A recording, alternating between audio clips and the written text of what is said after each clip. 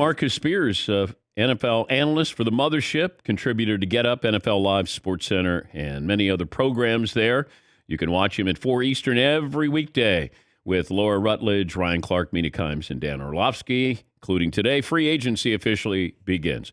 Marcus, let me start there. What would you do if you're the Cleveland Browns? Try to get Deshaun Watson, DP. Yeah. I think that, it's funny. The relationship is severed already. Dan Orlovsky talked about that the day after the season when Stefanski and Baker had, conflicting definitions of how the season went.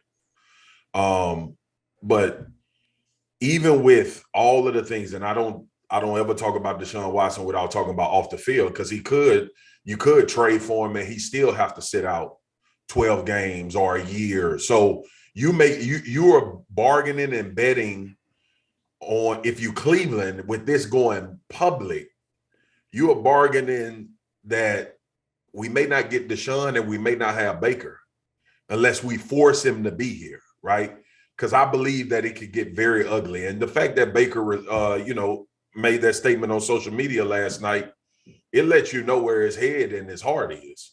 And a thank you like I'm departing is not the same as a thank you like I'll see y'all next year. But do you think he knows something? Because it felt premature that he would put this out. And he's not a surrender guy. He's going to fight through it.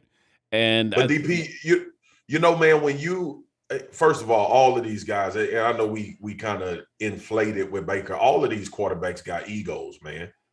And regardless of what people like to believe, I played in this league 9 years. Most of their egos are fragile when it comes to the business of football and how their prospective organization looks at them. So the fact that you are your name, if you Cleveland, and your name is a part of the rush and the war to try to get Deshaun Watson, you got a quarterback that you drafted in the first round that was planning on playing on his fifth-year option for $18 million, and now he knows you would prefer someone else. So he knows, but I don't think Deshaun Watson in full totality led to the ultimate decision. I think Baker has seen some of the writing on the wall for a while now. Because you remember, DP, we had a conversation this season about his backup. His name slipping me right now. But if he could actually start and do a better job, the guy that came over from Minnesota that won 14. Case Keenum. Yeah, Case Keenum. So even with that type of discussion, that's not something that the media made up or somebody on the outside. That's a legitimate thought that they were having about, do we have a better shot? And I know the injuries played a part in that, but ultimately, man, it's been tumultuous for Baker for a while, and his play hasn't kind of overcome that. But he made the mistake, and I said it at the time, it was a mistake. I understand the mentality, being a competitor. He played through pain, and he didn't play well. Sit down, man. Sit down. And I think it cost him. I think that cost him ultimately, that we looked and went, is he a franchise quarterback? Do we want to give him all that money? Because prior to that, he played well. Now, is he a first team, all-pro quarterback? No, he's never going to be that. But I describe it like this, DP. I think Baker Mayfield is an average quarterback that plays above average at times. And I don't know if you're Cleveland. Well, based off of that, though, Marcus, you got to trade him. You got to move on. If you 100%. Think he's average and occasionally can be better than average, then you move on. But DP, that's what listen, you know how this go. That's what your resume says. If you're Baker Mayfield, your resume says that you have played elevated football at times, but the big sample size that we have, including the injury, because to your point, he should have sat down, right? But you try to play through that. You go back to turning the football over. He had the 1 year when they made the playoffs where he had, I think, 26 touchdowns and 8 interceptions or something like that. That's solid. But DP, ain't nobody gonna forget about trying to trade for somebody better because of a season like that. Carson Wentz just got ousted in Indianapolis for 27 touchdowns and 7 picks. Yeah. Right? So it's all about for Cleveland, especially in this particular situation that they look at the rest of their roster and they say, we ready to win. And that is really the problem with Baker Mayfield, because in those moments, those late game moments, Kansas City, he was phenomenal against Baltimore, but Lamar just came back and did something better later in the game. But it was a few games this year where you got the ball in your hands, you got an opportunity to get in field goal range and go make a play, couldn't do it. So I don't know if you're Cleveland and you're sitting there and you got the possibility of getting Deshaun Watson, you should be all in. He's Marcus Spears, ESPN NFL analyst. So where is the best destination for Deshaun Watson? I think the best spot for him, and it came upon late because I was talking to Shefty, is Atlanta. And if I'm Cleveland, I'm also trying to figure out what is Matt Ryan doing. Like, you see how that because you look at the NFC South, and I know Tom just came back, but if you look at the NFC South, Tom won't be there for another 2-3 years. Right? So Deshaun Watson walks into the NFC South. He's as talented as any quarterback in that division. He can absolutely make a franchise attractive to a lot of guys that are looking for different destinations. He's from Georgia, relationship with the Blank family from high school and them knowing him around the area. So I look at Atlanta, especially a franchise right now, without a number one wide receiver. Arthur Smith is there, who did a great job with Ryan Tannehill in Tennessee. And you think about, like, Dan, you know this as well as anybody. You've been in this game for as long as anybody. You know, when you got the guy at the signal caller spot, you're going to pull more stars.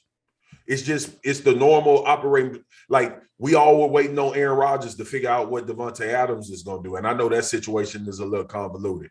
We look at Tom Brady when he came to Tampa. We look at Matt Stafford when he went to LA. Dudes want to play with quarterbacks they think they can win championships with, and also be in a city and an environment that is a great place to live and all of that. So I think Atlanta, at first I had Carolina because he played at Clemson, but between Atlanta and Charlotte, North Carolina, it's the same distance probably from leaving from Clemson. So his familiarity with that area. And I think another thing for Deshaun, man, with all of this stuff that he has on his plate, he needs some kind of sit down around family, people that he can trust and have that support system, because this ain't over, D. It's going to be a while before his off the field issues are over.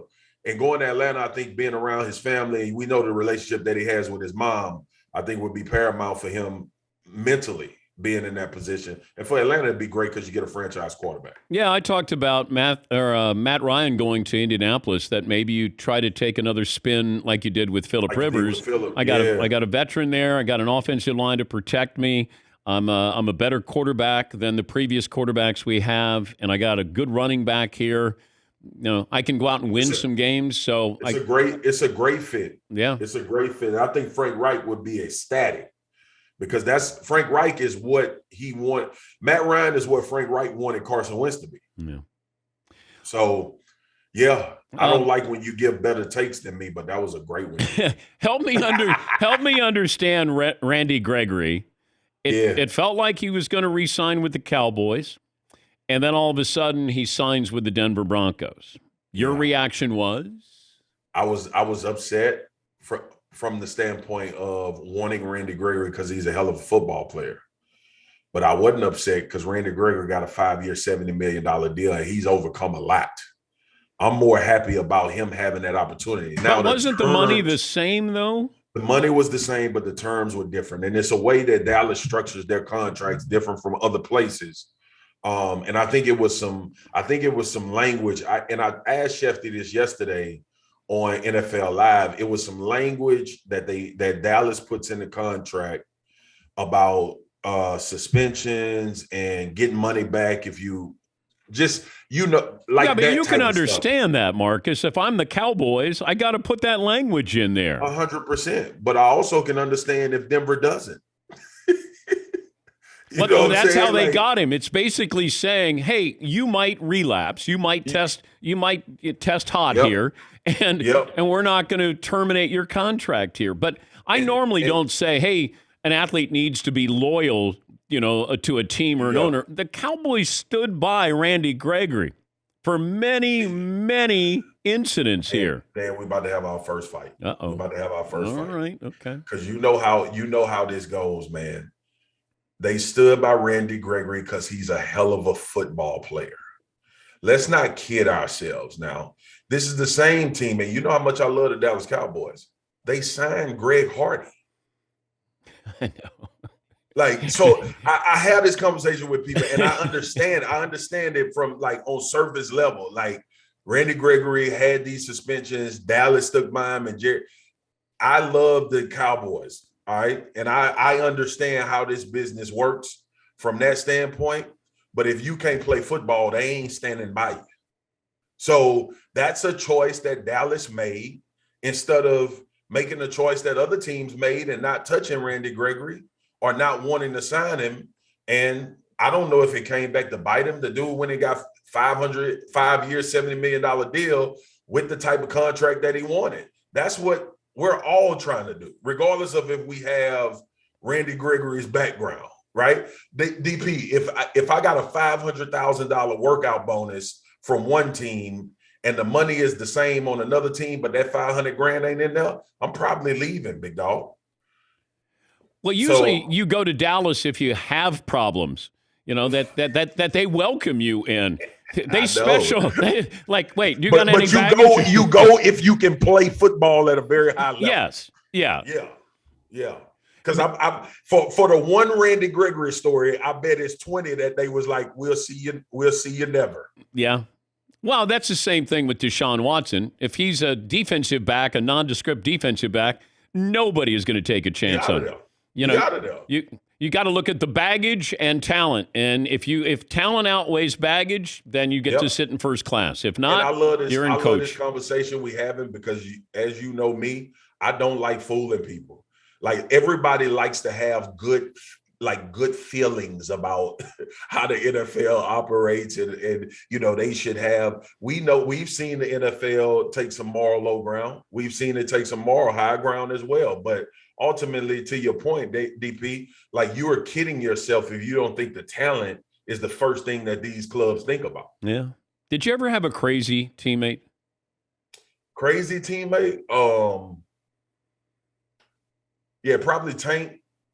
Tank Johnson that came over from Chicago, and Pac-Man. What? Pac-Man? Yeah. And I love them. Like, but did they scare you? Crazy. Huh? They scare you, or did you ever? It never scared me. I don't have that I just naturally don't have that in my body. But what I will say about those two dudes that I love, number one, and they got baggage, they got things that came along with them, but getting to know them, and the reason why I say they crazy is because I was so impressed with how they could play ball and have distractions going on and still play at a very high level. I was like, you crazy if you could do that. And then two, like Pac-Man and I, we had a bunch of talks. I love the dude, like literally love the dude. And I know he's had his issues, but if you like get into the heart of the man, which is what I tried to do with most of my teammates that I had a chance to get a relationship with, good people that want to see other people have success. And really, that's how I judge you. I know that you work with Greeny on Get Up, and Fritzy, he does this every day. He likes to do his Greeny impersonation on Get Up. When Greeny starts the show and he's got all that energy. Good morning. Yeah. So Fritzy was going to do his Mike Greenberg impersonation on the start of Get Up. And I want you to judge us. All right, Todd, you ready? Yeah, let's do it. Okay, here we go.